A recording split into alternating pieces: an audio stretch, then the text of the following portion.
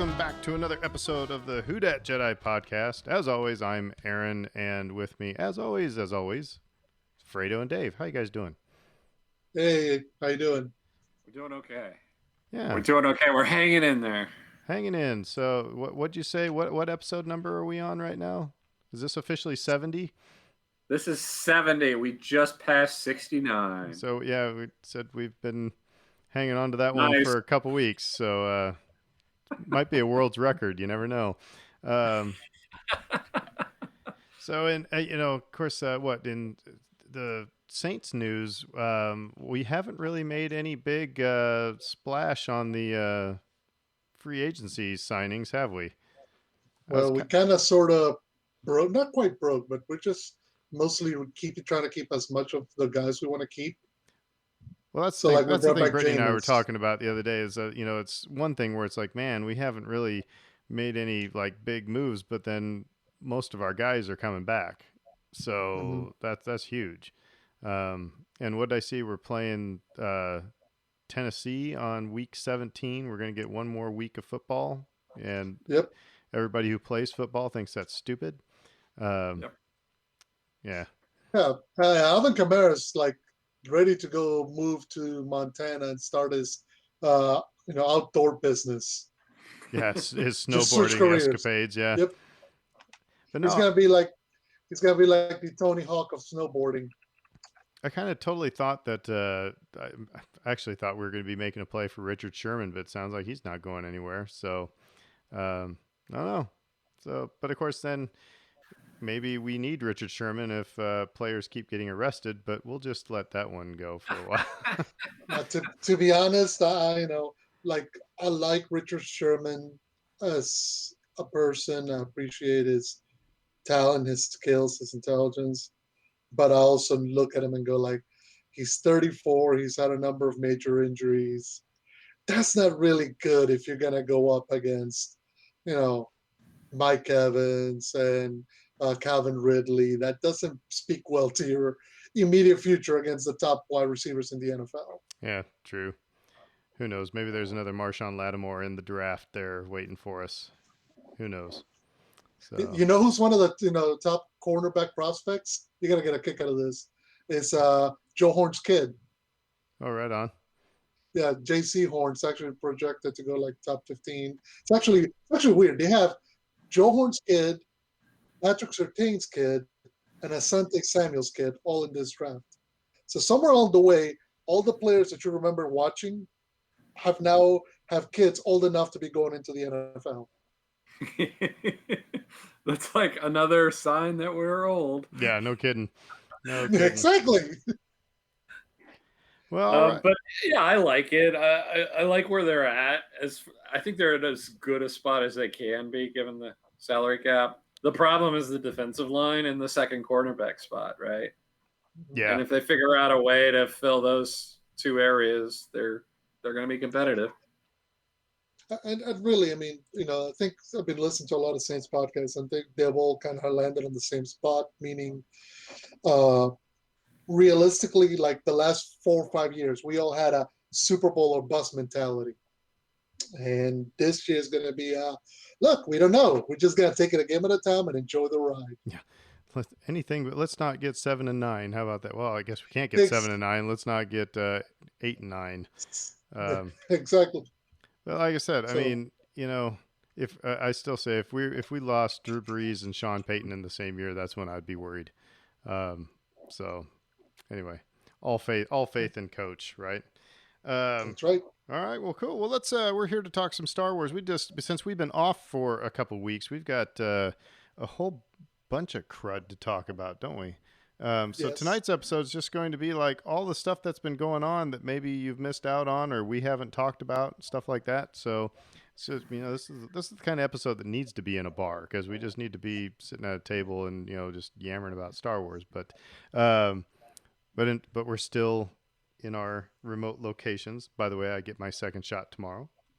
Yay, congrats. Yep, everybody get vaccinated. I think anybody in Louisiana can now, right? It's just If you're over 16, then you don't need to have pre-existing condition, And a lot of the vaccination sites, whether it's the big one at the convention center or through the hospitals, you can just go and walk right up and get your first shot or your second shot. So go, There, you get your first shot, second yeah. shot, a few weeks later. So Yeah. go do it. Go do it, everybody. But let's get ourselves into some trivia here. And man, I need to hold these far away again. I need my readers. So Fredo, we'll start with you. What Cloud City executive has a brain-enhancing device wrapped around the back of his skull? Jiminy Christmas. Okay, I get what the answer. Yeah, the question was written poorly. No, I'm saying Okay. it's an easy question. Hey, sorry, but Yeah, maybe yeah, not. no, actually, you say that, but now I'm throwing a blank.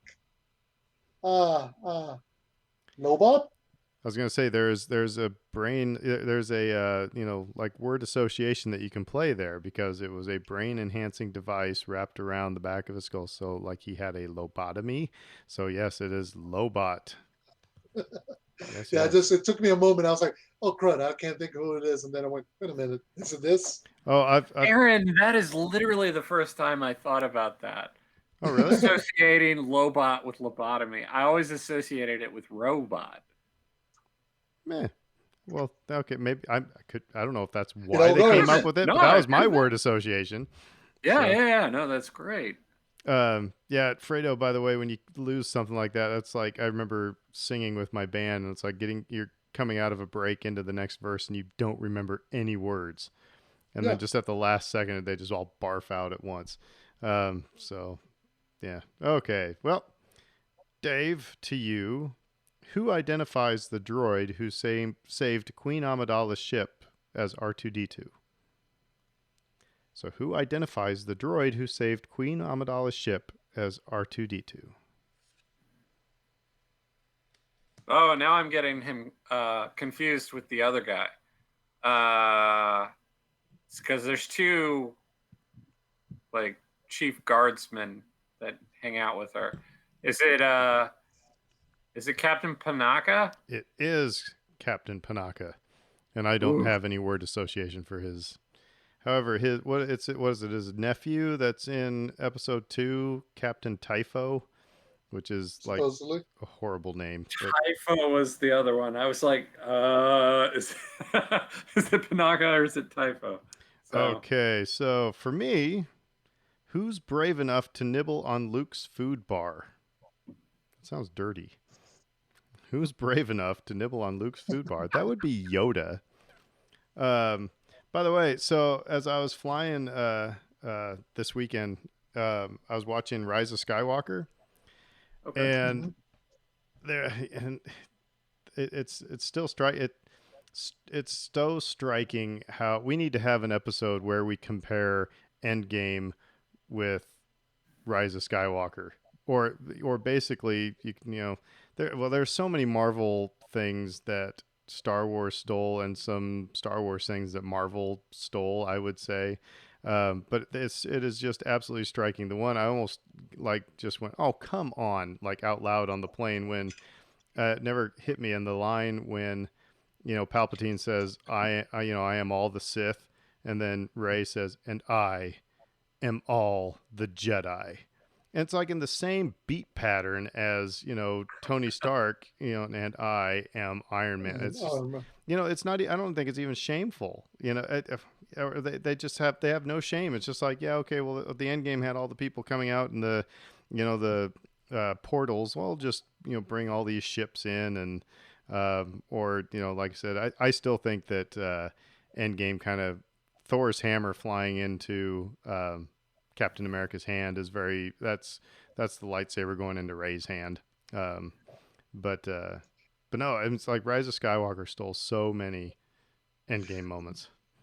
Quick sidebar: do you think if Disney could have planned that better, do you think they would have waited to put Rise of Skywalker maybe a half a year later, maybe in the following summer? I mean, I know hindsight being 2020 probably couldn't, given everything that happened in the world, but just to kind of give it some more distance from Endgame, because it immediately, I mean, I think even the cast and crew, the people putting together, were cognizant of the fact that their big beats are going to draw so many comparisons to Endgame. Well, but this is, it's not that they just draw comparisons to. It's like you have two kids in class that, borrow each other's papers and just take little chunks out, and just change a few, things here and there, it's dreadfully obvious. I don't know. Mhm. Hollywood does that all the time.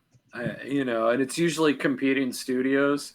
Like there was that one every year you're like, oh, there's suddenly two volcano movies for me to choose from. Okay, next year there's two asteroid movies for me to choose from. It's hilarious how they just seem to like focus in on the same idea and then it's a race to try to see who gets to it first. Yeah, but again, it's not just focusing on the same. It's not like we get, Back to the Future and Hot Tub Time Machine in the same, at the same time. It's like I said, just the thing that was so striking was that "and I am all of the Jedi" line. That was just like, oh come on, that was just total ripoff. It's total ripoff. Fredo, what you got me thinking about though with that comment about like what if the movie was set later? Mhm. What if the movie was set later? Well, just for Like this, it wouldn't have happened, right? Would it have been released by now? well, probably, well, they might have released it through Disney Plus. Well, actually, let me take that back because not necessarily. I mean, we've seen all the delays they've had with Black Widow, which Yeah. was set to come out that summer It would have given them a lot 2020. more time to write a better script, but Well, and that kind of brings me to the other thought that's running in my head, which is regarding, and I don't know if you've seen it, Zack Snyder's Justice League, and how basically they took the time during the pandemic they already had agreed he was going to come back. They gave him $70 million. They reshot some stuff. They were able to go back and recut the whole thing to the way he wanted it done. I wonder if J.J. Abrams had basically this last year to refine, reshoot, do more, if we had gotten a much different slash better movie. Probably, but we also would have been like crawling up the walls. Like, when's this next movie gonna finally come out? yeah, it's like at the end of National Treasure 2 when they set up National Treasure 3 and we've never gotten it yet, for God's sake. Um, Yet. but I don't know. I think they still would have had the same problems. I mean, Hmm. I just if they it's like if they had the same people doing I just think they would have had the same problems. I And I think that there's something to that. Just a lot of the choices that end up on the screen were made way before a moment of film got shot. So it and is what it and is. I honestly think, unpopular opinion, um, they should have done nothing with Princess Leia. They should have just killed her off screen. I mean, sorry to be so blunt about it, and then just written a story, because they were forcing some things in there that just, the more you watch it, it's like it just doesn't really work. Um, However, still, best scene is still um, Kylo Ren and Han Solo. That whole moment, that was Mhm. that was on point. That was really really good. So, but kind of lazy writing as well when you just take the same words from, hey, I can do this, take the same words from The Force Awakens and just, has a different meaning this time, but it's still a good moment. So, But you know what the other good thing about that Han Solo moment was? It was 100% unexpected. yeah. You weren't looking for it. It was in no trailer. You had no idea what was going to happen, and then it just it's just there and it's happening. And you just kind of go with it. Which, in some ways, I think all the pre-production and all the script details and all the stuff leaking out, it sometimes kind of rubs you in that moment because it kind of allows you to prejudge things. Whereas, kind of like what we always said, walking without expectations. You didn't expect that, you got it, and then you're happy because you got one more moment with Han Solo, which was awesome. I also say another disappointing part, and this is, I'm sorry not to dwell on Rise of Skywalker, but like I said, I watched it on the plane. Um, when Luke raises the X-wing out of the water, it bothers me even more now. It bothers me that they play Yoda's theme. And I understand, okay, I'm playing this music so you're remembering back to, Empire Strikes Back. Okay, I get that. So that makes sense within the whole, operatic, universe that John Williams was working. But it would just have made far more sense to play the Force theme, to play the Skywalker theme when he's lifting, you know, Particularly the because X-wing. that's his theme. Yeah, right. That's his music. That's actually I forget who I saw. A few days ago, I saw somebody recut that whole hallway scene with from Mandalorian to the music that we got in one of the trailers for Force Awakens when the Force theme is just playing all triumphantly. Oh, It's awesome. I'll see if I can find the link. I'll send it to you. But it's the same moment just with that music, and I was just okay, kind of okay, like, okay. However, if so, we were all. I mean, yeah, you see a green lightsaber, but we didn't know it was Luke for sure until he takes off the hood. So if you play that music from the get go, there's no the doubt. surprise is done. Mm-hmm. So, I thought the surprise was over because you see the black cloak, the green lightsaber, the X-wing. I mean, it's over. You know. but if you don't use that music, then there's still there would still leave a little bit of doubt in you. If it was the Skywalker theme as well, then it just would have been all right. So it's Luke. All right, let's get to where we get to see him. I Um, would have appreciated that level of clarity.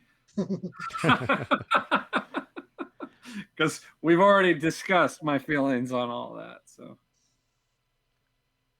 but anyway, yeah. So like I said, I was watching Rise of Skywalker. Just had to lament over a couple things there. So all right. Well, like I said, tons of things to talk about in Star Wars world, and I'm looking for one I don't see on our list, so I might add something here in a little Yep, bit. go ahead. Feel Um, free. but so this is all going to be all news, folks, and we're just going to ramble on about all these things. So Fredo, I'm going to toss it to you. What's up Okay, first? let's go. Let's go with kind of the big news from yesterday first, which was we got official confirmation of the cast and production for Obi-Wan Kenobi. This is from StarWars.com. So they confirm, I'll read you a little blurb and then I'll give you the list of characters. Although list of actors, although we only know a few of characters. So the Star Wars goes. The story begins 10 years after the dramatic events of Revenge of the Sith, where Kenobi faced his greatest defeat. The downfall and corruption of his best friend and Jedi apprentice, Anakin Skywalker, turned evil Sith Lord Darth Vader. Obi-Wan Kenobi is directed by Deborah Chow, and it marks the return of both Ewan McGregor as the iconic Jedi Master, as well as the return of Hayden Christensen as Darth Vader. Now, it doesn't say here, but I think it's been confirmed. I think I saw it on IMDb. It's a 6-episode series. So I don't know how long those 6 episodes are, but it's 6. Also coming So back is Uncle Owen and Aunt Beru. that's what I was going to say. I'm So sorry, you I have, stole your thunder. no, not at all. I mean, because you got Ewan McGregor, Hayden Christensen, Joel Edgerton, and Bonnie Peace, who are Uncle Owen and Aunt Beru. But you also got Kumail Nanjiani, Moses Ingram, Indira Varma, Rupert Friend, Sung Kang, O'Shea Jackson Jr., Simone Kessel, and Benny Safdie, and whatever roles they're going to play.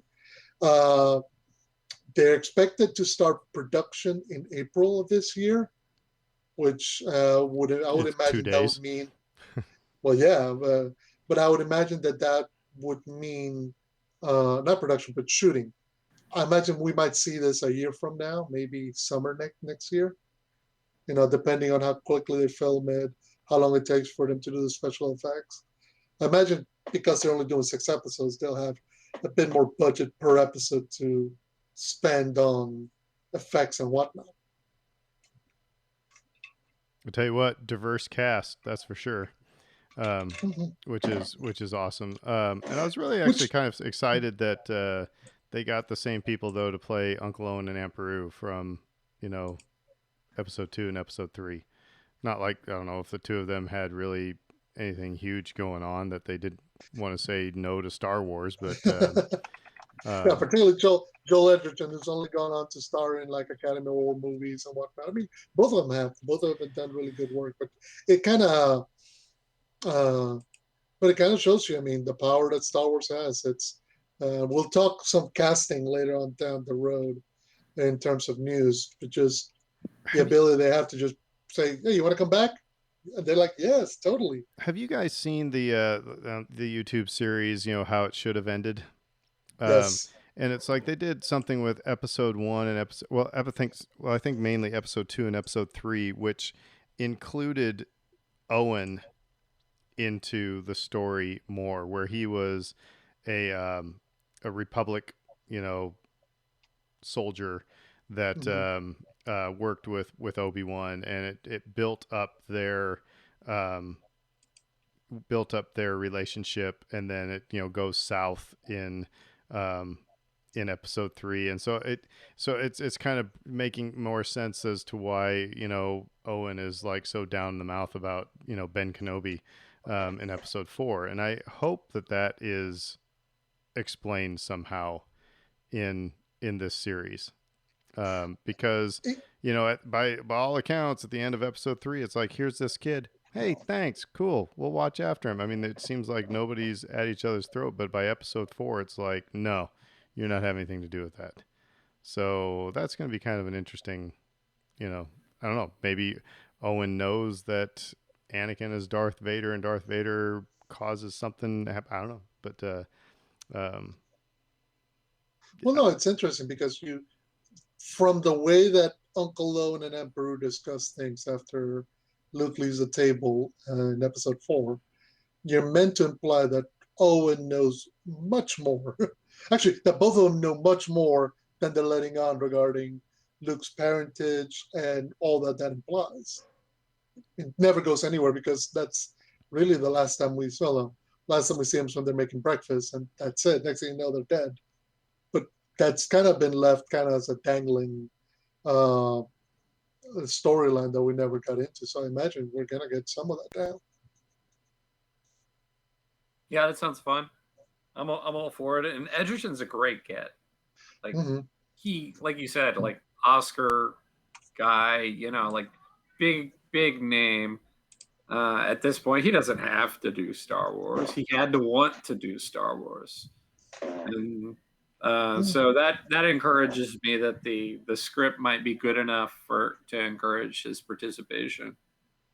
Yeah, he's gonna get more than a couple of scenes in a couple of movies, which Yeah, is good. So uh, the other kind of big news that actually came out today was actually we got the full trailer for the Bad Batch, which debuts May the 4th, no, May and 4th. and made things all that much more confusing.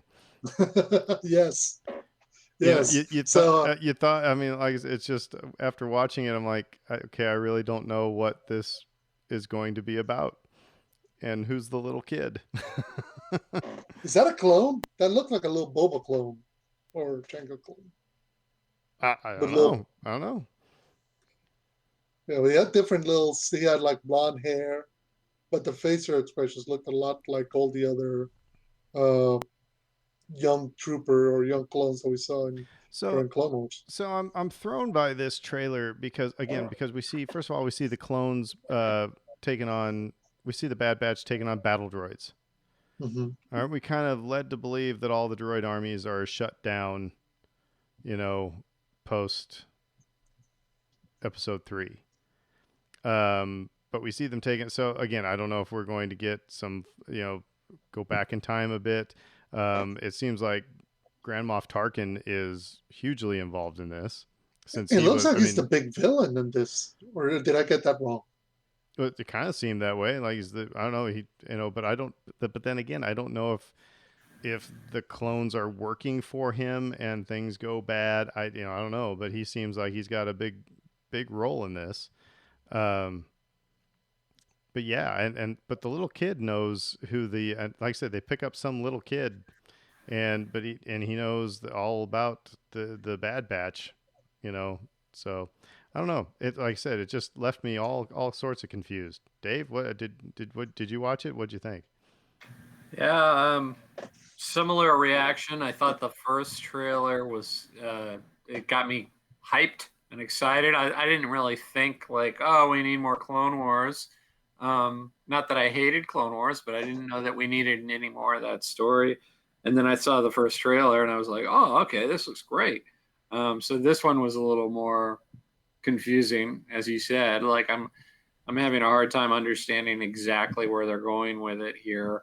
But to your Tarkin point, it's funny. I just finished reading Catalyst, which is the Rogue One tie-in novel, and Tarkin was in there, and that was fun to see him and Krennic butting heads years before Rogue One came along, and and Krennic even sort of got the better of him at one point, and that was a little surprising. So it's like kind of fun to think about Tarkin in the kind of like less imposing stage of his career, um, going toe to toe with these individuals, and it's like, what will he make mistakes? Is he more gettable or more beatable? Those kinds of things. Well, yeah, I guess my thing with this, it seems like I agree with you. The first trailer made me go, "Oh, this looks so cool." And what they should have done is probably had another trailer that was like, "Oh, this looks so cool," and not try to. It was like they were trying to explain a storyline that nobody is ready for or has any context to understand. And so it's like they should have just had another. Here's a lot of cool Star Wars stuff, and it starts on this date. And you can have maybe Tarkin talk a little bit, but I don't know. It's I'm sitting there going, okay, well then how does Fennec Shand fit into all this? It's neat. It's like, wow, that's Ming-Na Wen's voice, cool. But what? I don't understand where we're going here. So I guess my question becomes: is this going to be a story of what happens? I mean, through the Bad Batch, kind of what happened to the clones after Clone Wars, or is this going to be specific about? I mean, the good thing is we have not seen this time period whatsoever, so they can tell whatever story they want to tell as the Empire rises to prominence and takes over.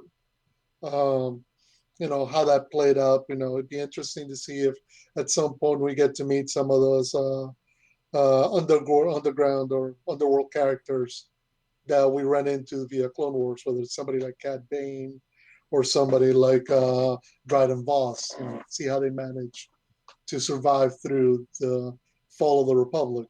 But at the same time, I don't know if that's really going to be their point of view, or if it's just simply we're going to be following the Bad Batch through this all. So it's interesting. I I'll guess watch it, but and maybe I shouldn't just do it. I mean, it's for a flipping cartoon, right? I mean, mm-hmm. so it's like maybe let's not get too hot under the collar, Aaron. But it's like mm, trailers. If you even think about just like the Phantom Menace trailer, it was like they're talking about Anakin. They show a picture of Anakin and say he can see things before they happen. Or you're talking about the one who brings balance to the Force. It kind of leads you on the outline of what this story is going to be about, while showing cool visuals, and I didn't get that here. I don't know. It was like, I don't know. I mean, maybe I got to watch it about a few more times, and maybe there's somebody more nerdy out there than me that, is really geeked out over what we just saw today. But I was like left with going, all right, I'll watch it, but it doesn't make me, I was more excited after seeing the first one than I was this one. So I don't yeah, know. it's gonna be interesting to see. I mean, it's this. I imagine Dave Filoni's producing, but I don't think he's the lead writer person on it. Is he? Hold on, I can look that up. Well, while you're doing that, I'm going to deviate because this goes into rumor mill because this is the one that I was thinking of. But yeah, go ahead. But the website, we got this covered, and who knows how, Mhm. I mean, I'm just saying that's where the first click that I had on this. But the rumor is that Brie Larson will be playing a Jedi more powerful than Vader in a new Star Wars show. Hmm. Says Could that be the um, acolyte? well, it says the 31-year-old has already been linked to a multitude of projects, including the mystery film in the works from her Marvel Studios boss Kevin Feige. While there's also near constant talk that she's high on Disney list candidates when it comes to casting the next major female lead for a galaxy far, far away. Um, but it's the rumor that like I said, she'll play a Jedi that's more powerful than Darth Vader and Rey combined. Hmm. It's So interesting. it's like who knows the validity of this story, but I would be on board with that. I would It's totally be on board with that. yeah. It's put it this way. It's an interesting And let me just opportunity. back up just a second. If we got Kevin Feige in this conversation, Kevin Feige's also been linked to Star Wars junk as well, right? Oh, big time, big So time. I We're about mean, to get into that. Yeah. so it may not, so it may be, the same thing. Um, just people are interpreting one as Marvel and the other one as not. Maybe it's both Star Wars. So, Mhm. um, but anyway, I don't know. What would you guys think of Brie Larson as a Jedi more powerful than Vader and Rey combined? I wouldn't reject it out of hand, and I wouldn't like sign up immediately either. I'd have to see. I'd have to know more about the project and the story and everything else. What's funny about that is it to me it sounds like clickbait, but like to get the angry people, uh, the Brie haters, to like click on the article. Instead of bashing Brie, we're gonna praise Brie, and get you fired up in that way. It's like so much of our news headlines and has been just like dominated by politics, right? And he who shall not be named at this point. Um, and so anything having to do with him, positive or negative, would just suck all the oxygen out of the room, and everybody would click on it, right? And like Brie Larson is kind of one of those figures. I don't think she deserves the vitriol that she gets at all. I think that she's a great actress, and I think like she's entertaining to watch, and I think like most of her opinions have validity. Um, it's just for whatever reason she's become one of these lightning rod figures, and so Mhm. like when Aaron, you always talk about grain of salt. That's anytime anything with Brie Larson attached to it comes out, I'm like, okay, giant grain of salt to this because you're trolling for clicks. Go ahead, Fredo. No, no, I was just going to say, and partially in some way, kind of playing off of that, the idea of a Jedi more powerful than Vader or Rey combined sounds honestly, that's not what's interesting to me. Because in a weird nerd kind of way, geek kind of way, we tend to worry about power levels like this is Dragon Ball Z. The reality is, when you first watched Star Wars, you didn't know, oh, who's more powerful than another. What's the old idiot joke? He's as powerful as a small pony. Oh, well, it's very powerful. It's very powerful. It's like, you don't know. I mean, the power level is not really what matters. It's the quality of the character. It's the story that they're set in. Is the journey that they go on, the adversaries that they face, the obstacles they overcome. That's where the meat and potatoes of things are. Luke is a very powerful Jedi, but you latch onto him because the story that he goes through is one that you want to follow. If Luke had been 10 times more powerful, but he had never left Tatooine, yeah, maybe it'd have been like, okay, it's not that big a deal. So sometimes we as fans and people in general, nerd culture tend to focus so much on the nuance and the difference of, oh, who was more powerful, Obi-Wan versus Qui-Gon versus Maul versus whatever. And reality is that's all secondary, tertiary. It's irrelevant. If the story's good, you'll watch it. If the story's bad, she could be the greatest Jedi ever and not going to matter. People talk about that too, like all the time when I talk about like these duels. It's like Mm-hmm. who's more powerful? Who's more powerful? It's like a lot of people are convinced that Mace Windu is like way more powerful than anyone else because he bested Palpatine in that one fight on screen, Mm-hmm. right?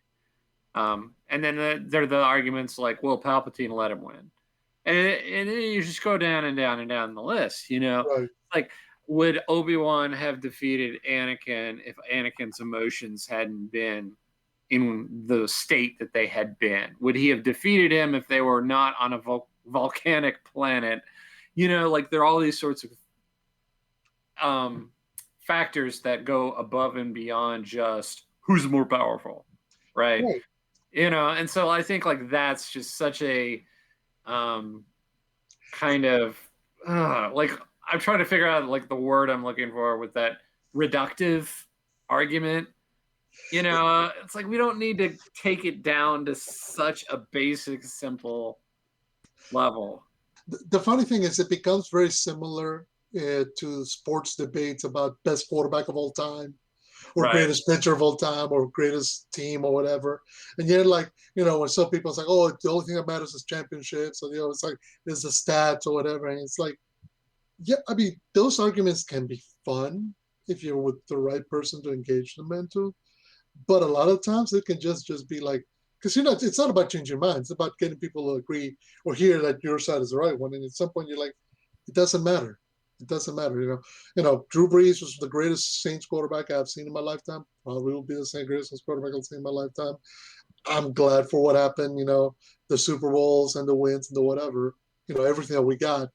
And now he's gone, and now we got to find somebody new. That's the reality of life. So I'm not gonna get too stressed about, is he better than Tom Brady? Or is he better than Aaron Rodgers? Because that's fanboyism in a certain way, but it's reductive, and it's impossible to find common ground at the end. So another thing that's not to quick change subjects or anything, but another thing Brittany and I were talking about before I came over here to record. Daniel Jose Older, I can't remember on which social media platform it was, but he was talking about how Lucasfilm is giving them unused concept art for use in the comic books that they're creating. So, hey, here's these, images. You want to use them. So that's that's kind of cool that, that's going on. So I don't know. There's not really much discussion there. I just thought it was kind of an interesting tidbit of what's happening. Well, go ahead. I was just going to say, it calls to mind the Macquarie sketches resurfacing for Rebels. Yeah. Like there's some great pieces of art associated with this franchise, and not all of them have been used. So I appreciate that they go back to that and draw from it. Mm-hmm. Oh, by the way, tangent back to the thing I was talking about, Rise of Skywalker. I still hate the ending where you see Star Destroyers coming down all over the place next to Bespin and Endor and everything. It's like, bleh. Sorry. Okay, I digress. Fredo? Well, talking about Endor, I'll move right quickly to say, if you want to see more of Endor, this Friday's your day. Oh, is this going to be Nostalgia Day? It's going to be Nostalgia Day. This Disney Plus is getting, well, first of all, they're getting a ton of new material, but amongst that, you're getting Battle for Endor, Caravan of Courage, both seasons of Ewoks, the Star Wars, the Clone Wars, the Micro series from Genndy Tartakovsky, and most surprisingly of all, you're getting the story of the faithful Wookiee, aka the animated section from the Star Wars Holiday Special, aka the introduction of Boba Fett. The only thing you're not getting apparently in this, massive dump of old Star Wars stuff is the old Droid series. Everything else seems like it's coming on, and the rest of the Holiday Special, which I think they can't for the safety of everybody involved. Yeah, Brittany was talking about how they had they watched the Battle for Endor, the Ewoks movies, like over and over and over again. They had it on VHS, I think, and so that'll be interesting. That's actually the first place we see the blurgs, those things that Quill is riding in Mandalorian. So, yeah, I mean, but fair warning to everybody: just because the Star Wars stuff is getting added to Disney Plus doesn't mean that it's high quality Star Wars stuff. Yeah, you got to remember this is all. A good bunch of it. I'll stick up for the micro series Clone Wars because that's awesome. Again, I'm actually looking forward to that because I never saw that. So I'm really looking forward to that. You'll burn through it all come Saturday or Friday or Saturday. Trust me, it's that good. Plus, Genndy Tartakovsky, if you ever saw Texas Laboratory or Samurai Jack, amazing.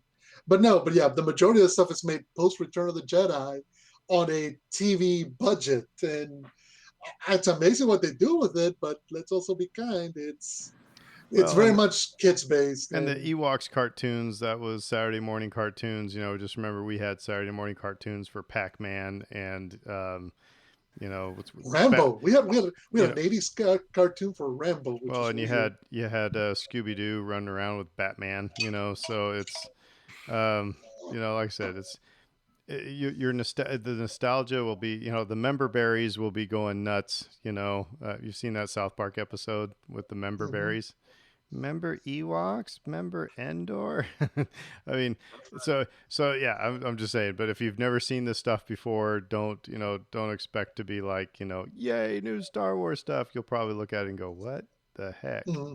But if it was something you grew up on, you're probably going to be over the moon. So The Ewok movies for me were like a fever dream because I was like, I think I saw them once when they originally aired, and then like 5, 10 years later, it's like, did I imagine that? Was that real? Was any of that real? And like people would confirm for you. It's like, oh yeah, no, I remember those movies, but they Hmm. were kind of like buried under a pile of dirt for years and years and years. I know you can buy them on DVD, but very hard to kind of acquire because they're not, completely sanctioned at this point. I guess they sort of are. I don't know if they're canon. We have to Well, look up if they're canon or not at this the point. blurks are canon, Yeah. so Um, it's yeah, it's I, interesting. the whole thing is, yeah, that again, I agree with Aaron. Don't set your expectations too high, but it's kind of a fun thing, especially from a historical perspective, because these were the movies that George used as kind of a test case to make Willow, Right. and a lot of people really love Willow and remember that one fondly, and so like these are sort of the groundwork for and them. you can thank God above that you get to see the Boba Fett cartoon without having to sit through the rest of the holiday special, because that is all kinds of awful. It really is. There's just Oh, you can't put enough lipstick on that pig. I mean, it's just all kinds of bad. So, did you see like somebody took the Obi-Wan Kenobi cast picture at Star Wars release and they put Lumpy in oh, there? did they really? Yeah, somebody photoshopped like Lumpy and B. Arthur in her Star Wars special, holiday Music special. by Jefferson Starship. That's right. So it was hilarious. It's like, oh yeah, it's some stuff. Because again, now, and in some ways, this is where us sitting here can't believe kind of the where we're sitting in regards to Star Wars, because for the longest time it's very much look, it's bare bones, it's whatever we can scrounge up. It's okay, George is letting us do this because he wants to test technology, but it really wasn't something at the forefront or having the financial muscle of an empire like this. But and again, I don't want to be dismissive of any of this because a lot of it, I mean, there's a lot of things in this world that I love that is just absolute garbage, but it reminds me of sitting with my brother watching this, or sit with my sister, or or it might be you showed your son or daughter this, that it's because it's not, it might be the worst pizza in the world, but it's the moment that it was wrapped up in, um so yeah, so don't come too hard after the Ewok movies. It's you know Yeah, just know that if you try to show this to your kids and within 10 minutes they want to get up and do anything else, look, you give it a good shot, just let them go. Just let them go. My kids are excited. They're like, we get to watch the Ewok movies, and I'm like, all okay, right, Yeah. you need to have a microphone running and record their reactions so that when we get 5 minutes in, they go, "What the hell is this crap? Oh man. Can we play Switch, Dad?" Oh yeah, I'm waiting for that, but So I mean, I'll never forget. Sorry, this is like my brother lives in DC. He's been on the show, and every time he goes back to Nebraska, and there's this place in Lincoln, Nebraska. It's called Topper Popper, and it is the same rundown shack that it was 40 years ago. I mean, it's just this. It's literally this shack that has some of the best popcorn, and you can also get Pepsi and Mountain Dew snowballs. Now, New Orleans people, this is not the same type of snowball. It's a Mountain Dew slushy, right? Or it's a Pepsi slushy. So when my brother comes back, it's like he's going to the Topper Popper like, every day, and he's getting a Pepsi snowball or he's getting some popcorn, whatever. And he was there, he was visiting Nebraska, and he had his son and his daughter. Daughter was just a baby, and but John was old enough, and it was like their second to last day, and Brian had to go run some errands, and he says, He goes, John, come on, we gotta go run some errands. And John, his son, says, but Daddy, I don't want to go to the Topper Popper. It just broke his dad's heart. So there's Nate's gonna go, but Dad, I don't like the Ewoks. So be prepared to have your heart ripped out when one of them says, I'm out. I think Liv will dig it because, like, her favorite movie is Return of the Jedi, and partially because of the Ewoks. She loves the Ewoks, so I think she's all in at this point. We're gonna sit down and we're gonna watch these movies and we're gonna enjoy it. Darn it! I still, still one of my favorite moments is that I shared a beer with Low Gray in Omaha, Nebraska. So I can always write that on my resume. All right, but yeah, so a lot of cool stuff coming to Disney Plus. So yeah, within the next few weeks. By the way, just before I move on, so Dave Filoni is executive producing Bad Batch, but it's being written so far. The only writing credit they have is for Jennifer Corbett, who was one of the writers in Resistance and a few other things. So, but by the way, they do have in the cast in IMDb. So you have D. Bradley Baker and Ming-Na Wen and Steven Sten, who does the voice of Admiral Tarkin. They also have Andrew Kishino, who's the voice of Saw Gerrera. So apparently Saw Gerrera is going to be in the Bad Batch. but you heard it here first, folks. Okay, the original Saw Gerrera, because in Rebels they actually went and got Forrest Whitaker. Yeah. Well, I mean, I think in part because that was easier at that moment because he was doing Rogue One. I think that the things kind of lined up for a bit. So I have a feeling when you sign a contract for a Star Wars movie that there's like the Apple terms of service, where it's like, yeah, we're going to ask you to do a couple other things and, thou shalt do it. Which, hey, whatever. Speaking of, okay, so I'll skip one and I'll move to some of the rumored links because that's a perfect segue to start discussing casting and rumored casting. So one from today, apparently there was a rumor, actually it was a rumor for last week or so. Daisy Ridley has been doing the interview rounds promoting her new movie, Chaos Walking with Tom Holland. So somewhere in there, it got brought up to her that she's been rumored to play Spider-Woman in the MCU. I heard Batwoman or Batgirl. Well, that's that's DC. DC. Sorry. Well, man, check in my nerd card. Okay, but like I said, I totally saw Batgirl. Okay. So. Well, no, she's been linked to Batgirl, but now she's also being linked to the Spider-Woman rumors, and she actually discussed it. So regarding like how it sounded great, and she was joking about it, and then all of a sudden, the next round of stories that came out was like, oh, she's the front runner for this thing. So doing an interview with Comic Book Movie, she goes, it's funny because somebody asked me off the cuff about the rumors, and I went, that sounds great. So apparently now I've declared myself a front runner for this role, which isn't true. It's funny because I don't really choose things. I didn't set out to do another big film. I read the script, I loved it, and I loved the idea. But at the same time, she goes, should something come along and be great? Of course I'd be open to anything. I just finished watching WandaVision. What they did with it is so amazing and different and interesting. To be particularly in that world, which is ever shifting and reimagining itself, would be very exciting. So I think on the one hand, it's interesting that she's getting linked with another big Disney property, and which involves signing a big contract for multiple movies, multiple appearances, the voice in the video game, the voice in the comic book series, and the animated series, and yet so she's open to it. It'd be interesting to see if anything comes out of that. I would watch it. And again, it's similar to the Brie Larson's thing. It's like, okay, yeah, I enjoy watching her on screen. She's great. Okay, crossovers. Why not? But by the way, the next couple of ones are going to feel kind of like, okay, it's basically everybody in the MCU getting cast in Star Wars now and vice versa. It's a very incestuous relationship beginning to feel here. You know what it makes me think of too is the Star Wars filibuster. Yes. Yeah. from Parks and Rec.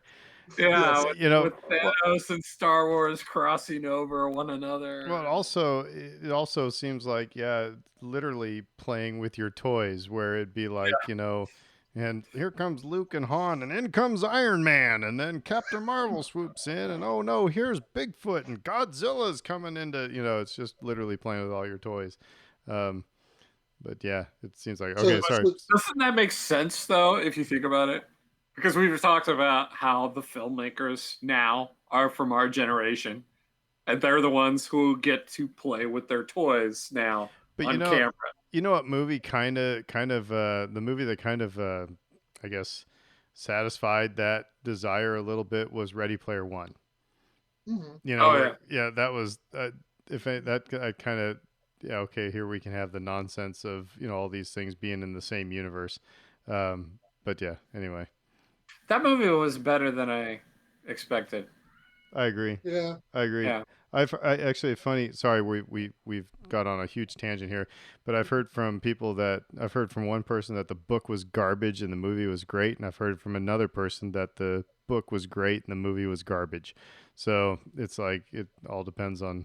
But yeah, I never read the book. I dug the movie. So I wonder if it's one of those where depending on which one you see first, if because the differences are so vast that they don't translate one to the other, and therefore I people don't are know. not Both necessarily these happy. guys had read the book before the movie came out. So Okay. Oh, interesting. I think it's yeah.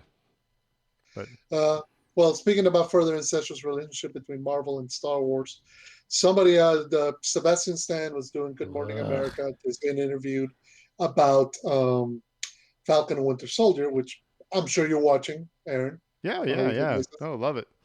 So far, so good. Same for you, Dave. I'm guessing. I'm liking the fact that there's not too many sidebar. I'm liking that there's not too many spoilers for it yet. Like it hasn't reached WandaVision levels by episode 4, where you had to stay off Twitter before you saw it. That's true.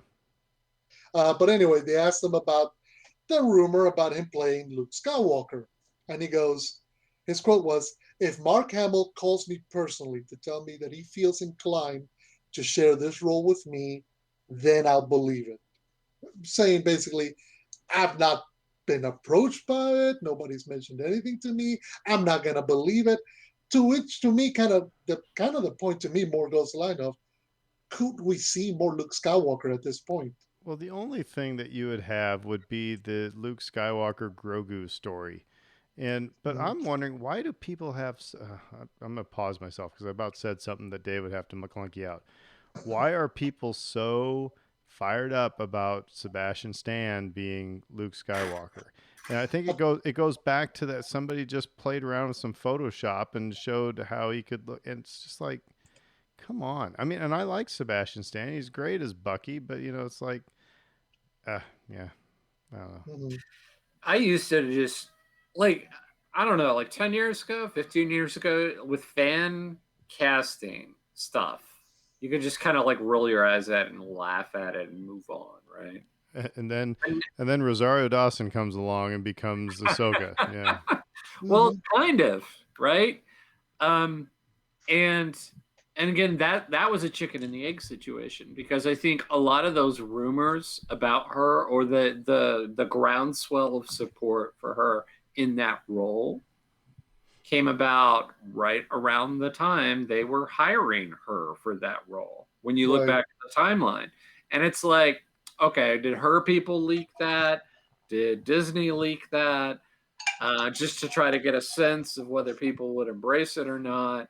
And so, like, when you see the fans like going nuts over, a casting theory like this, I don't just dismiss it out of hand anymore. And like, I could see them going this direction.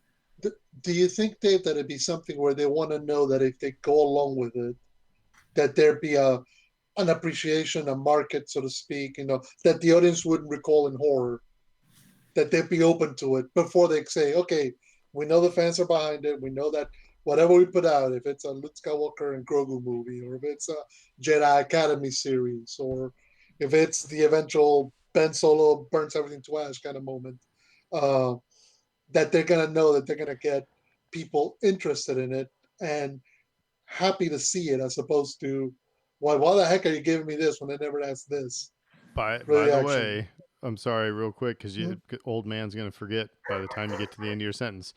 Mhm. Another rumor what has the kid from Stranger Things playing a young Ben Solo. The Finn Wolfhard. yes, Hmm. I I can mean see it. that'd be kind of cool. But here's the thing: is that again, I really everybody needs to learn that there's other ways to get a story than through visual media. And so instead of spending, I think Lucasfilm, instead of spending all your time on fan casting or anything like this, write a book. Kids need to read more. You know, Yeah. make a new Comic comic books. book series. You know, there's tons of ways you can do this because I think if you recast Luke Skywalker, that you would have, I mean, you would have Star Wars Civil War, and I would probably be on the side with the, torches and pitchforks, because it's and again, I've said it before. At the Han Solo one for the Solo movie, that's different because that's before we get Not after. to the Harrison Ford that we know. So if it's after and you recast that, just make it into a comic book or make it into a book. You can tell that story just it probably you could tell that story better. So I don't know. Counterpoint: Go they for it. have to feed the beast, right? They have Disney Plus. They've got to push Yeah. subscriptions. They got to Sure, but get they got a people coming back. gazillion things coming, though. They got a gazillion things coming. I know, but they've got to have that churn, right? And they Because move so otherwise, slow, people. too, because how long have we been talking about Andor and Kenobi? I mean, put pandemic aside, it's like we've been talking about those for, seems like, since Disney Plus started. So, I mean, they need to maybe, I don't know, they're just, Well, think about where we are right now, right? Versus where we were like a year ago. Like the end of season one of Mandalorian, the only thing they had at that point to point to was pretty much Clone Wars. In season Um, 2. yeah, and there wasn't a lot of other like geek material, right? For our demographic, and so like they probably lost a lot of subscribers for 5-6 months, and then Mandalorian season 2 rolls around and people are like, oh, I can't wait until the end of the season because everyone's spoiling everything, and so they sign back up, right? And this is again the genius of releasing things an episode at a time so you get the discussion going. They have to feed that animal constantly, and so like thinking about it in those terms, um, what is one of the characters that would get the people like fired up about I have to watch that. I have to be subscribed to their service to watch that. And Luke Skywalker's one of them. And so like I think like whether the rumors have any validity or not, I think they're going to always be there because the Mhm. fan speculation, we understand. Like this is one of those characters that they could draw from that would drive subscribers for them. I will tell you right now that if I had to choose between a new Luke Skywalker story or a story that has Brie Larson as a more powerful Jedi than Vader and Rey, I'm all in on the uh, Brie Larson episode and not the Luke Skywalker stuff. Mhm. And I think that's part of. I mean, I agree with you, Dave, 100%. Because I mean, and you look at it from the standpoint of not just Disney, but all these other production studios and companies. They're having to churn material. Why do we just get the Snyder cut of Justice League when they have spent over almost 3 years telling us it didn't exist because they needed material for HBO Max? Why are we getting Kong versus Godzilla out tomorrow? Because HBO Max needs new material, so they're feeding that. It's the same thing happened with Disney Plus. We're getting WandaVision, which is going to roll into Falcon and Winter Soldier, which is going to roll into Bad Batch, and into Loki, and into Book of Boba Fett. They're having to always crank up the thing in order to keep people kind of locked into that subscription. Real quick, Dave, have you seen the Snyder Cut yet? Yes, I did. All right, so then I can say this real quick. All right, but Go. these streaming services need to be careful that, I mean, there's a difference between putting out, good content and just putting out garbage to fill up your, queue. And that's what they did with HBO Max with the Snyder Cut, in my opinion. They just they paid Zack Snyder to make garbage. I didn't, it's like, it didn't do anything for me. That'll be a whole nother episode. Oh But yeah, I no, mean, we'll and that's what consider Yeah, doing we that. want that's to do a what, whole episode. that's what I I don't. would That's say, what I Save don't. that.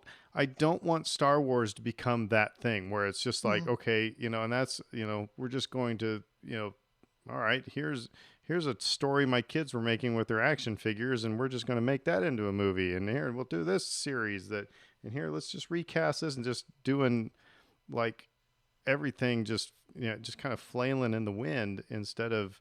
I would much rather if I would much rather have like if I got a series, every, year and a half or so.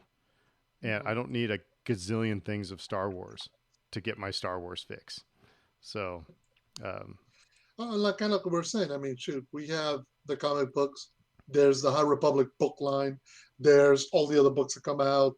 There's video games. There's all this material that's always available to you. So if you want to experience yeah, Star Wars, you remember don't need to be waiting for. you had to play Fortnite to understand what the hell was going on with Rise of Skywalker. So, sorry, Dave, you were Yeah, saying something about the Snyder Cut there a second ago, and I stepped on you. Oh no, like they said, but maybe we should just save all that. Yeah, we will Oh, say, yeah, no, I that's gave a you complicated subject. kids, I gave you a glimpse into my overall thoughts on it. So, kids, that's called a teaser. Tune yeah. in next week. So actually, we'll go from somebody who said yes to somebody who said no. Then, Aaron, uh, somebody who's actually more on your side regarding being a grown up about these things. They asked Benedict Cumberbatch about possibly playing Thrawn. This was his answer. Quote, "That's a straight no from me." Right Wow. now, it says, no, it says that's a straight no from me right now. And it says, seriously, I have precious time with my children. I think sitting in a makeup chair and being painted blue and the amount of time of it would take to do that and then take it off at the end of the day might just it's just not the right time in my life for that. It's End quote. interesting. He knows a lot about Thrawn though, so he's Mhm. obviously a fan. But yeah, And wow, he's been asked. Aaron, I love how you just take it the opposite direction. He's like, it's a straight no, and you're like, well, he does know a lot about Thrawn from what he's saying.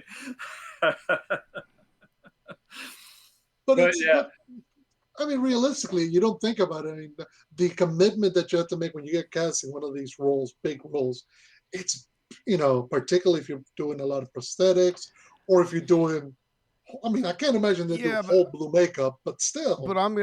so I'm gonna be the conspiracy theorist here. I mean, if you want to throw people totally off your scent, that's the answer you give.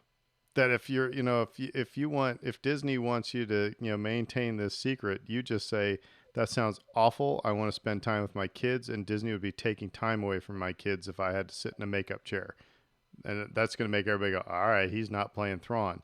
So I will put $5 down right now that he probably plays Thrawn. I mean, well, that's the way you throw people off your scent. You don't like give a wink and a nod and well, I don't know. You say that sounds awful. I So, had a similar reaction to Sebastian Stan, where yeah, it's like he denied it.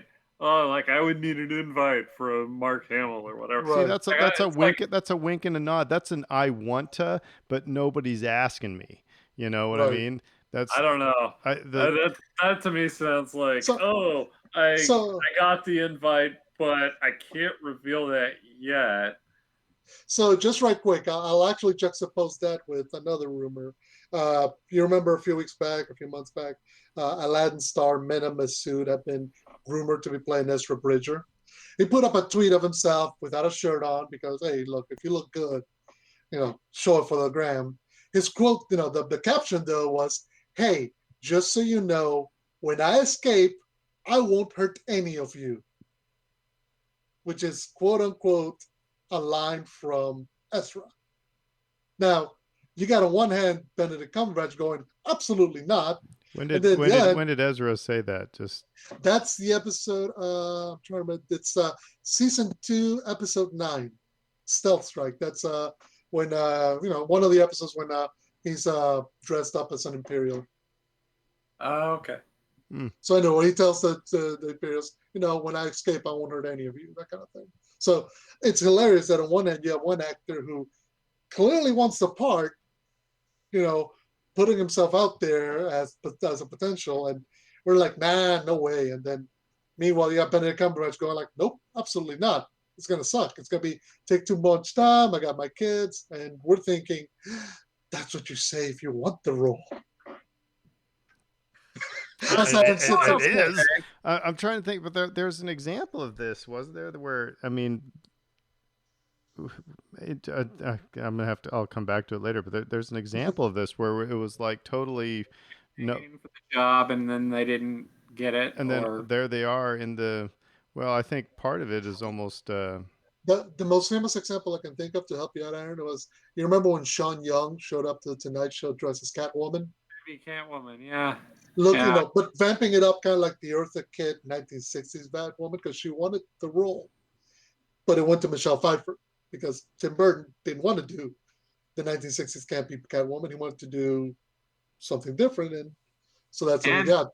And as we all know, Michelle Pfeiffer's whip skills are second to none.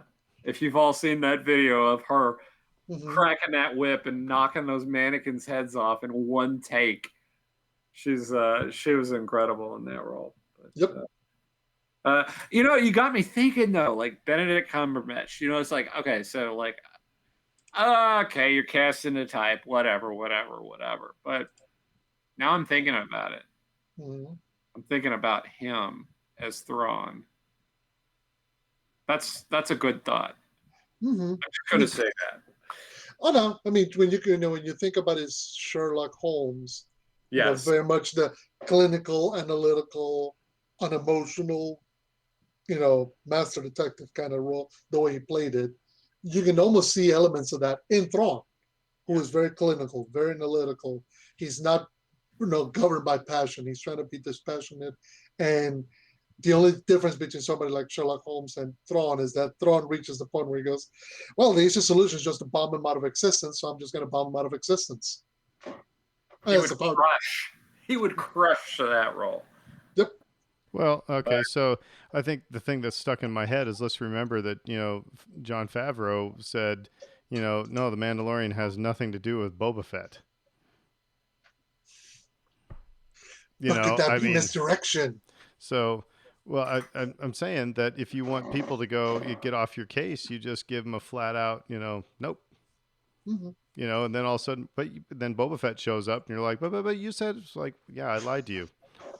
You know what I mean? It's, it's so I think like I said, I would put $5 down on him playing Thrawn because I'm more suspicious of a hard no than I am, the wink and the nod.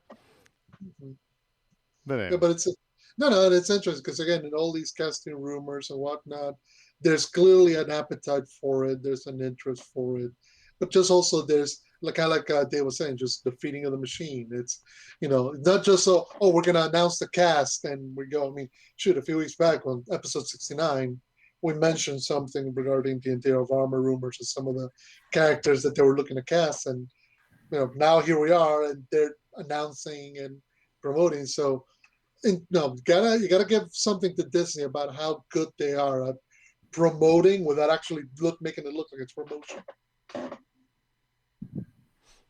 Anyway, I like how Fredo had to say in episode 69. Nice. Not the last episode, but yeah. Well, we're trying to be specific. Nice. No, exactly. I can make neither heads nor tails of that, but anyway.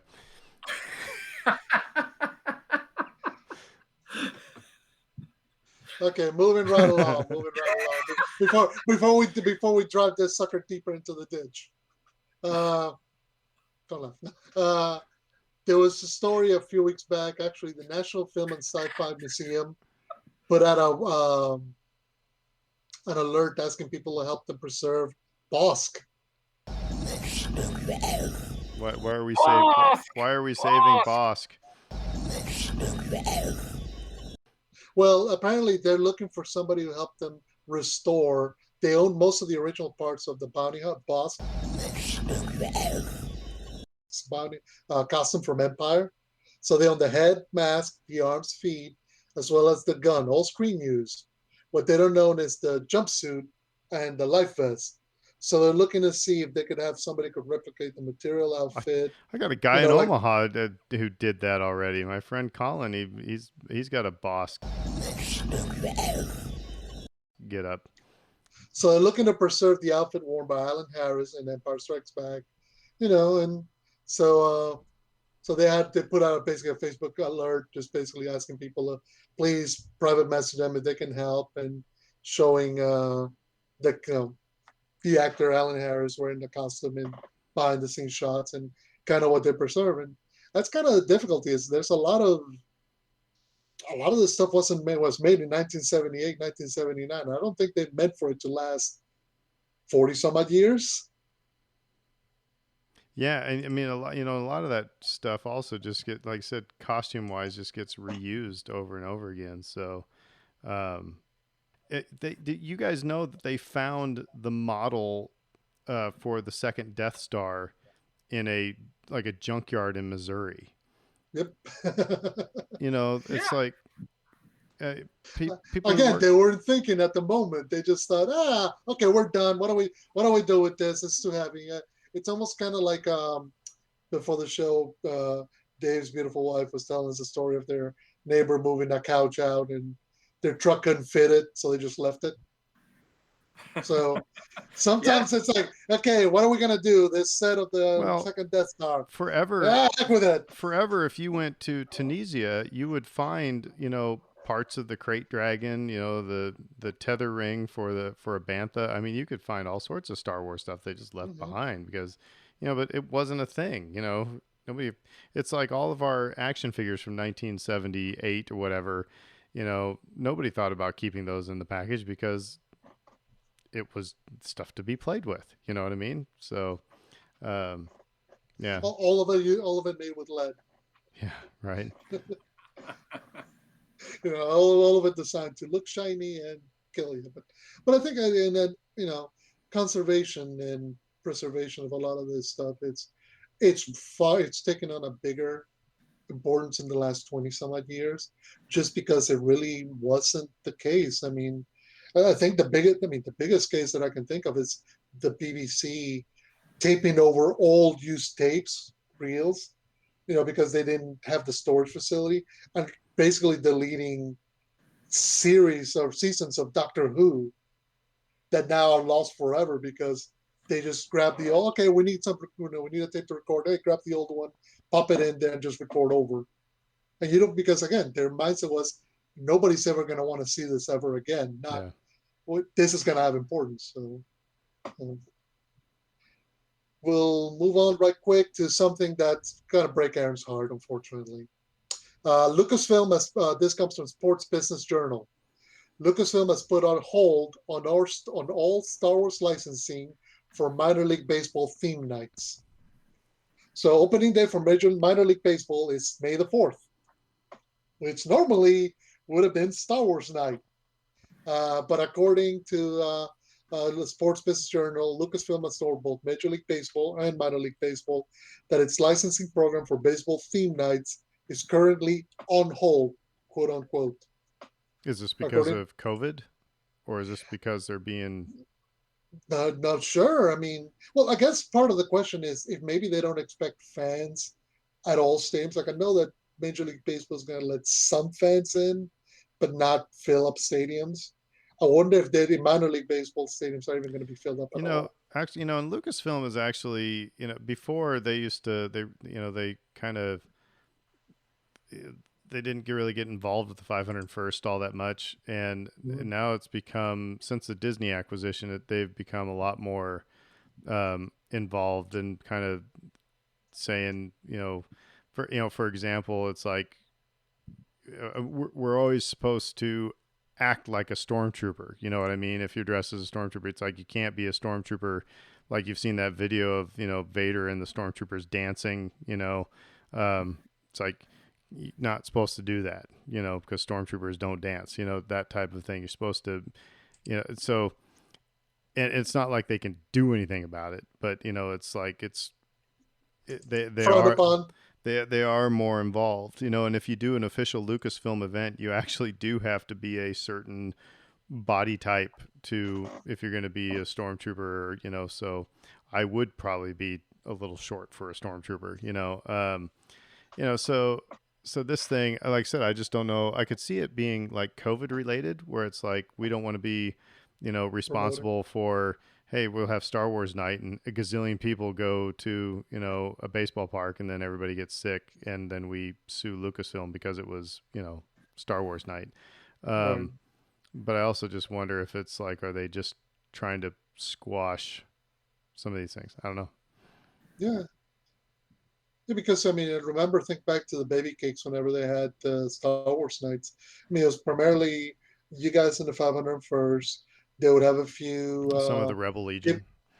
right, and then they would have some giveaways, and they'd have some stuff with kids, and they'll be playing trivia on the screen, and people will be allowed to show up in costume. I mean, they do a lot of minor league baseball primarily, and especially they do a ton of cross branding promotion. I mean, I would, you know, I would have to believe that has something to do with COVID because it's yeah. like, I mean, like I said, there's a lot of picture taking and hugging and stuff like that, and it's just like, yeah, maybe we just put this on hold for a year. But you would think they would say that up front in the article. But they don't. They don't. It's just now. The good thing is it says it's currently on hold, so it doesn't say they won't revive it later on down the road. But it's more of a question of at this moment because usually it links up with May 4th, which would have been great. But anyway, So I don't get to go sweat my butt off in my snow trooper gear and the Shrine on Airline. Of course, they well, don't they don't play have baseball baseball there games. anymore. So But you could have gone down for a rugby game. They do have rugby there now. Uh, okay, two more quick. Well, two more. One more quick thing anyway. Uh, just right quick, I'll mention that Marvel, since you got talking about comic books, Marvel Comics has just signed a massive distribution, worldwide exclusive agreement with Penguin Random House to distribute all their comic books, backlist comic books, trade collections, graphic novels. So your Star Wars comic books are going to be coming from that source instead of whatever the old one was. But just further shows that hey, they're consolidating, they're building their power base. And again, if you want to get some of these stories and you don't want to wait 5 years for the movie, hand drawn Mark Hamill in a comic book looks like Mark Hamill is Mark Hamill. however, I could understand though why some people might that be overwhelmed by that. Because have you ever gone into a comic book store and it's like, where do you begin? It's like you have to know that, okay, here's this series that's starting, like for example, the High Republic. That wouldn't be too bad to get going, but it's like if all right, I want to start reading Star Wars comics. It's like, well, okay, well, save your allowance and here we go, or in Marvel, if it's like all of a sudden, what's this Marvel comic stuff all about? I mean, where do you begin? What do you do? So I could see that be kind of overwhelming. Mm-hmm.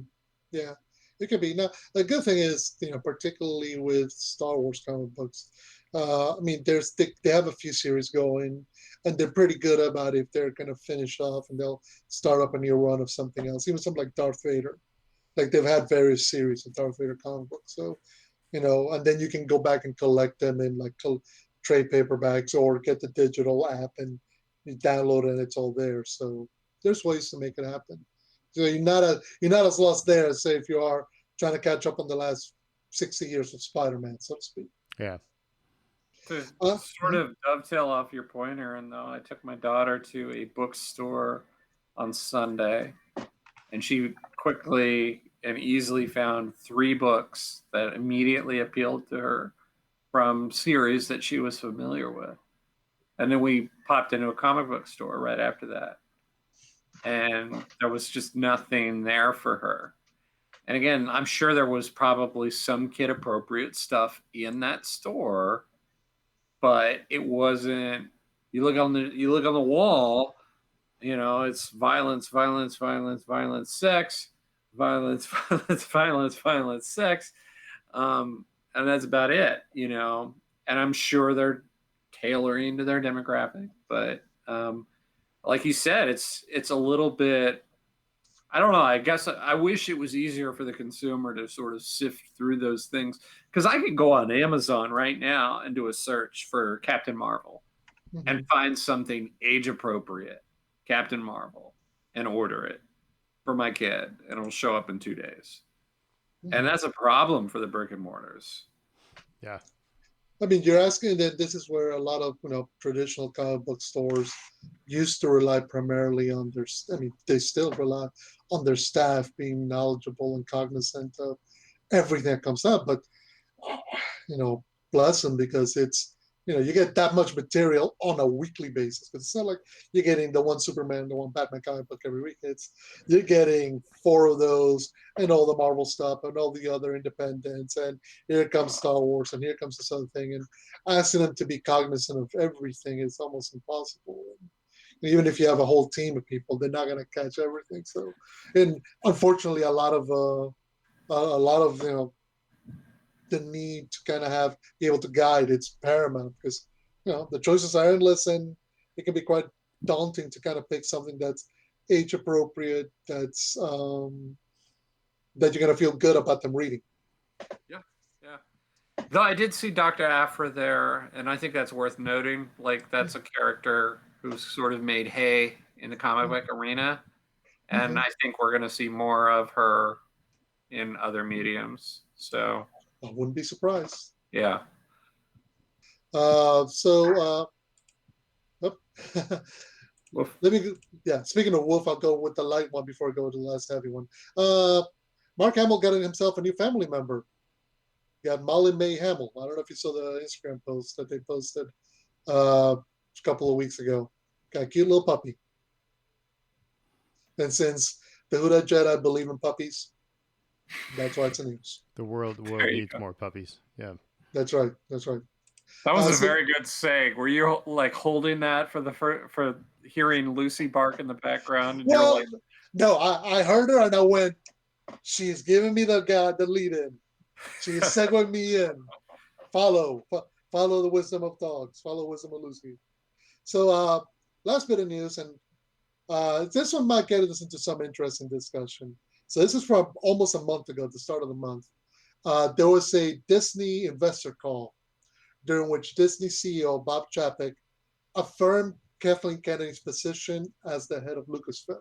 His quote is, "We've been absolutely thrilled that we can have the kind of talent like Kathy Kennedy to direct Lucasfilm. We look forward to having Kathleen Kennedy running the Lucasfilm organization for many years to come." And see, so I'm gonna go back to my Benedict Cumberbatch, and the red flag that goes up on this one is like, yeah, okay, she's getting fired in a year. Is this the You dreaded vote know, of confidence? this is the like getting the boss saying, oh yeah, he's doing a great job, and then you end up getting fired a week later. However, I think it's far more likely that Bob Chapek probably has no idea who Kathy Kennedy is, and somebody because it's like from what I understand, listening to the Star Wars Underworld, because I think Dominic Jones listened to this conference call, and it sounded like Chapek's talking about all this Disney stuff, and one person gets to ask a question, Yeah. and it was like a totally loaded question that took him off, kind of off guard, and so he's kind of I mean, of course, you're not going to say, "Oh yeah, we're firing her in a year," or "Yeah, she's retired." It's like you lie and say, "Yeah, everything's hunky dory," and then put the phone on mute and say, "Who the hell is Kathy Kennedy?" That type of thing. Oh yeah, Star Wars. Okay, got it. And then it gets back. You know what I mean? Um, the circumstances around this announcement just seems odd. That being Yeah. said, I don't think Kathy Kennedy has done anything to make Star Wars anything but more popular and more in the zeitgeist of things, the current zeitgeist, if that's kind of redundant. Mhm. But you know what I mean? I mean, it's like, it's the Disney Plus stuff is going great, okay, so maybe the sequel trilogy, was not as good as we all wanted it to, but that's not Yeah. really Yeah. on her necessarily. I mean, buck stops there, but, you know, so anyway, but like I said, so I'm all over the place with this one. It's like I think he was caught off guard, but I think they should. And she's got such a resume for success. I mean, how do anybody else able to put Indiana Jones and Star Wars and let's list off all the other movies on your resume as a producer? It's like I don't know. Yeah, And let's not forget too that they're judged based on how much money they're making. It's that's like, what I are was gonna you? say. Yeah, I mean, like, so, like, of Yeah. all the Star Wars movies, the only dud was Solo, and like critically, at least amongst the fans, it was still pretty well received. So, And it's not like they went into the red on that movie either. I mean, it just didn't perform as to what a Star Wars movie usually performs at. Um, so I mean, yeah. So the article, I mean, because yeah, just to go to your point there, the question was somebody asked him if he would fire Kathleen Kennedy and replace her with someone like Dave Filoni, yeah, which I is mean, a very loaded question. Like, first of all, who are you? Why are you asking me this? The other thing is and when you start thinking do you about, think the Disney CEO is going to go? Yeah, that's a great idea. I'm glad you asked that question. What a good idea. Hey, somebody write that down. Yeah, sorry I interrupted you, but it's just like, no, I was gonna say to Dave's point. So since Kathleen Kennedy became head of Lucasfilm, the first thing that came out was Rebels. I'm not hearing any complaints about Rebels. Second of all, they've released there was Falcon. some complaints about Rebels. There at the time there were some complaints about Rebels, especially from Clone Wars folks that thought it looked too Disney and it But was too now, yeah, cutesy but and now, those people are idiots. well, Okay, but I'm now, just saying it was not Jesus on a platter here, folks. It was true, it grew on people. Anyway, go ahead. true. Anyway, but then 4 out of the 5 Star Wars movies that have come out under her watch have made each over $1 billion. When you're talking about money making, there you go. And then you're talking about uh, they've generated, Light of the Jedi, The High Republic's come out #1 in the New York Times bestseller. The Mandalorian is a Emmy and Golden Globe winning show and has kicked up this whole other wing of Star Wars. So and the other thing is they're bringing in people like Patty Jenkins, Taika Waititi, Ryan Johnson, Deborah Chow. It's like when you're bringing all sorts of different creative forces into this, and they're all like desperate to get involved. And then you think about they're reviving Indiana Jones. They're going to bring a new Willow. They're adapting Children of Blood and Bone. So, Well, here's well, the other thing is like so, and the other part of that question, and replace her with somebody like Dave Filoni, and let's just stop there because they said also mm-hmm, Kevin Feige. Kevin Feige maybe, Dave Filoni no. Dave Filoni knows Star Wars, but he hasn't proven that he knows how to run a company. That's different. And I mm-hmm, also there's a hell of a lot of sexism and misogyny in this question as well. I mean, there's people who are they don't like Kathy Kennedy because it's Kathy Kennedy and not Kevin mm-hmm. Kennedy. It's Well, um, and they don't like the fact that the choices that she's made didn't come out the way they wanted it, which, as a fan, you have the right to like or not like any of the projects that have come out from Lucasfilm since the acquisition. You have the right to say, no, Last Jedi was awful, Rise of Skywalker sucked, any kind of thing you want to say. And you can even think, oh, in some ways, this would have made it better. Again, we're all fans. We can all kind of do that. But to then turn around and then start saying, she's the fault for this going bad. It's like, again, no.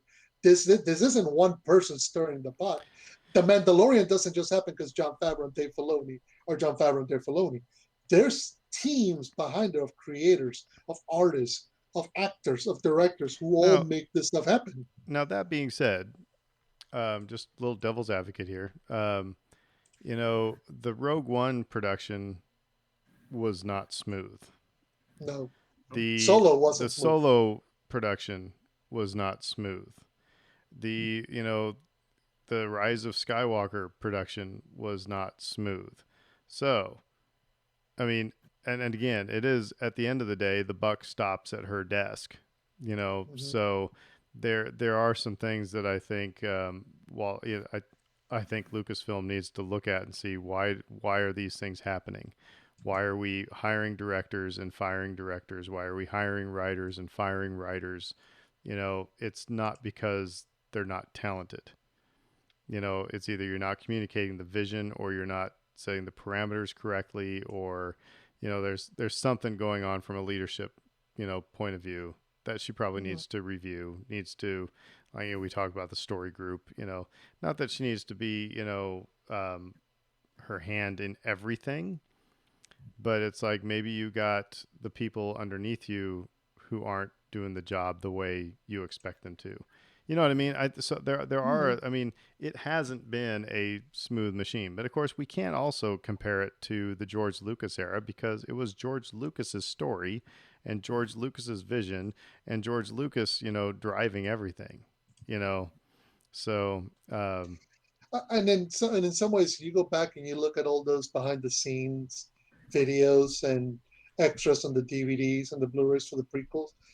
It's impossible to uh, understate how much George Lucas was the final voice on everything from day one. Like, he was the one guiding everything.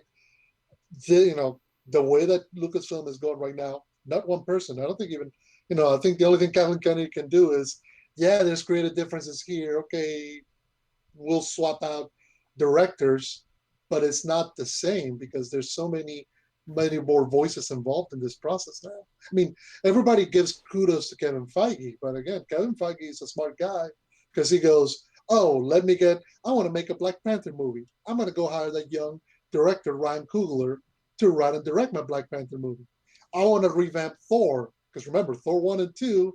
I mean, Thor, he got Kenneth Branagh. Thor 2, I think he got Alan Taylor. But then it's like, I want to revamp Thor, make it more fun, make it something important.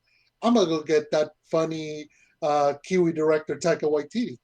So, in some ways, the ability to delegate, to pinpoint talent and go, they're going to be the ones making this for me. Yeah, it makes him look like he's the smartest guy in the room, well, but yeah, he's not the guy making the final decision. but however, I mean, Kathy Kennedy said she got J.J. Abrams to do, The Force Awakens, which was brilliant. She Yeah. got Ryan Johnson to do the next movie, which again, that was a great choice. Mm-hmm. The failure there was not in the talent that she hired, but Right. in I think there's something within the whole recipe that got thrown off. In getting them to work together, I suppose. Um, Right. but like I said, I mean, the point being is that it hasn't been the smoothest running machine. Um, there's been some hiccups that they probably need to be figured out. But to this question that was posed to Bob Chapek, it's like, I mean, God, that was such a loaded, you know, such a loaded question, and how else do you expect him to respond? You know, It'd be like somebody coming up to, so Aaron, when did you and Britt get a divorce? It's like, right? Well, it's a Disney investors call. It's like, mm-hmm. so are you going to announce? Yeah, we're going to fire the head of Lucasfilm, our most successful property right now, and watch, and you expect your stocks to go up. So this is why, I mean, okay, it's great, I mean, that he gave the answer that he gave, but if I'm Kathy Kennedy, I'm probably still going to be I'm probably going to call him and say, so do I have a job, privately? I want to make sure, am I still here as long as I want, because that's not going to be something he's going to announce on an investors call, that yeah, we're you know I think if I'm in her shoes, I call and I apologize. They're like, I'm sorry you had to deal with that kind of stupid question, because it's just like it's pointless to even dignify it, because again, that's not the forum for a question like that, right? It's like, again, you're gonna put this person on the spot. What are they gonna say in that arena? Get them on the phone, you know, corner them in a, I need 5 minutes of your time. I need a one-on-one with you. However, you know, stalk his secretary or whatever. However, you got to get it. But it's like, okay, if you want to interview this man on the future of Star Wars, then you do that in a different setting than a freaking investors call, which is just, again, everybody's probably like looking around like, what is even happening here, because that's the reaction that you should have to that. it's like the Right. dude that got up in front of the city council in Lincoln, Nebraska, and got on the whole chicken tenders are not, or boneless chicken wings. So there's no such thing as boneless chicken wings, and Saucy nugs. saucy nugs. Yes. Oh So God. I love Saucy Nugs guy. I mean, I'm sorry. I'll go to bat for Saucy Nugs guy because that's good entertainment right there. But it is what it is. And again, like I think like with this, look at the dollars. I mean, and that's all her boss cares about. They don't care about the storyline. Are you doing justice to Luke Skywalker or whatever? No, they're looking at the well, dollars. That's all they care. here's the other thing that drives me bonkers. I mean, again, okay, so Kevin Feige has been successful with Marvel. That doesn't mean that he's going to be successful with Star Wars. And again, Yeah. and it's not like if you put somebody in charge of Lucasfilm, they're not really going to be working on Star Wars per se. They're the ones who's, they're the head of the company. They have minions to do that other stuff. It's Yeah. like, so I I don't mean, know. that's kind of their point. It's they hired Kathleen Kennedy to be the person overseeing that, and as long as you're making us money, we Honestly, don't care. honestly, I think the thing is, I mean, the Marvel franchise has kicked the Star Wars franchise butt really for better part of a decade, and I think you got a lot of people who are like, I, well, it's like on if your football team's getting beat all the time, so it's like you want, let's bring in the quarterback from that team so that we can start winning again. You know what I But mean? but It the question to me is, I mean, and realistically, look at, yes, we can have our debates and our personal feelings about some of the product or some of the projects that have come out from Lucasfilm in the last few years, whether it's episode 8 or episode 9 or whatever. But overall, have we not been saying that this has been sort of a golden age for Star Wars? I mean, since the original trilogy, even better than the prequels, because you're getting movies every other year. You're getting great TV shows with great stories every season, every year. You're getting all this material. Again, if you want to go pick up a Star Wars comic book, there's Dr. Aphra, there's Darth Vader. If you want to go play Jedi Fallen Order or Squadrons, that's available to you. If you want to read one of the High Republic books, there's more Star Wars now than it's ever been. And then sometimes I go like, you're surrounded, but it's like being in the middle of a sumptuous feast and complaining that, the spicy, the saucy nugs were not cooked to your liking. Saucy nugs are not good enough. You know what? The other point I'll make briefly about this is I think like Marvel, if you're going to compare the two, and we always do, if you're going to compare the two, and the MCU had an 8-year head start, Mm-hmm. and it was just like they're building this thing, and they're building it the right way. They're like, okay, this movie ties into this next one, and then we're going to build off of that, and they're doing the same thing with their publishing arm, right? Their comics are tying into their movies, and they're promoting certain comic lines that are the ones that they're making movies of. So it's like it's all tied in with one another. But then an 8-year head start. So by the time Force Awakens comes out, the MCU is just humming at that point. And again, Force Awakens, great success, huge success. Rogue One, huge success. Last Jedi, you can't argue with the box office. But I think where if you want to like bring that critique to the forefront, which is like, well, Star Wars has gotten their butt kicked, right? I think it's that they didn't manage to build off of any of that momentum that they created with The Force Awakens. And again, a lot of that was fan expectations, a decade of and waiting for this, but they didn't capitalize on that. my point is that, and when I say getting their butt kicked, it's like, the it's like the people who are in New Orleans here are frustrated. There's probably more people who go to Jimmy John's in a day than go to Parkway. You know what I Mm-hmm. mean? It that frustrates people. It's like there's a better product at Parkway, but too many people are eating Jimmy John's, and it's like, and so it's Star Wars has been forever this great product, but you get tired of everybody talking about all the Marvel stuff. You know what I mean? So they want Star Wars to be, you know, getting just as much positive talk. And so, well, how do we do that? Let's put Kevin Feige in charge of everything. I don't know. It frustrates me that way. But yeah, and I think no, go ahead, Dave. Go ahead.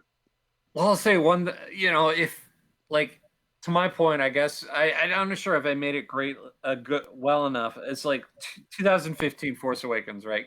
Comes in, it kicks the MCU's butt. I mean, like it's huge. It's like one of the most successful movies of all time. The next two movies, great. By the time you're at 2018, like if we get in a time machine, we go back to 2018, and we'll be like, Star Wars or the MCU, which one's better? Asking the geek fandom. A lot of people are going to say Star Wars at that point still. And it's really only over the last couple of years where Star Wars has sort of, and again, you can't ignore the trades. You can't ignore the news behind the scenes where it's like, we're going to do these offshoot films. All that stuff gets canceled. You can't help but have negative feelings about that. You can't help but see that Solo didn't do well at the box office. Rise of Skywalker did not do well with the critics. And like they're at a point, but again, like to Fredo's point, like if you kind of step back from it and you look at the broader landscape, you're like, well, this is a great time to be a Star Wars fan. It really is. There's so much out there. But they're not at the top of the mountain really anymore. And I think therein lies the bigger issue for a lot of the fans. And we can get into discussions about fan culture and people who wear the T-shirt, as Dave is wearing the T-shirt, but also who internalize a lot of this stuff. And like, oh my God, if Star Wars isn't the greatest, most biggest thing ever, somebody failed. And you're like, it doesn't have to be the greatest, most amazing thing ever. It can be good. And people can like it, and people can like other things. This isn't like you're picking sports teams where one wins, one loses. We just had an amazing season 2 of Mandalorian, and then we roll into WandaVision and Falcon and Winter Soldier.